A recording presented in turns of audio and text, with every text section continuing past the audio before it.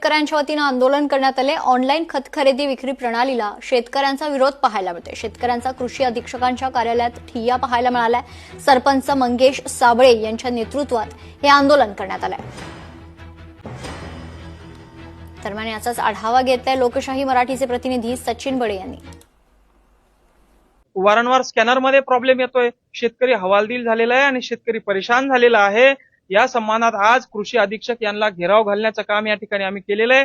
त्यांनी लेखी आश्वासन देण्याचं सांगितलेलं आहे की आम्ही लेखी आश्वासन देतो की ही योजना बंद करण्यात यावी, अन्यथा 2 दिवसानंतर आंदोलन करण्याच्या पवित्रात आम्ही शेतकरी बांधव आहोत। शेतकऱ्यांना ॲपच्या माध्यमातून ही खतं बुक करणं अवघड जाते आणि त्यासोबतच हा पायलट प्रोजेक्ट आहे, त्यामुळे आमच्यावर तुम्ही प्रयोग करू नका। ही जी ॲपची प्रणाली आहे ती बंद करावी, ही मागणी शेतकरी आता सरपंच मंगेश साबळे करतायत।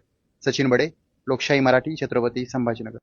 पाहिजे ते तुमच्यात भेटत नाहीये। एका शेतकऱ्याला जर 5 गोण्या टाकायच्या असेल त्याला 2च भेटू राहिल्या सर, पहिली गोष्ट।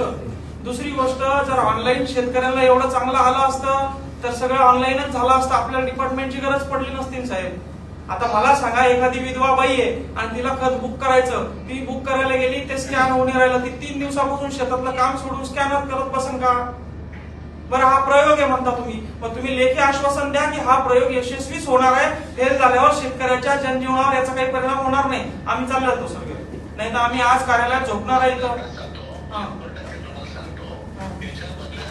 2 महिन्याचा याचा शेतकऱ्यांना वेळ देण्यात यावा, नंतर लागू करा। आता लगेच तुम्ही शाळा टाकल्या पेरणी आहे, लगेच परीक्षा लावली सर बोर्डाची, असं नका करू ना।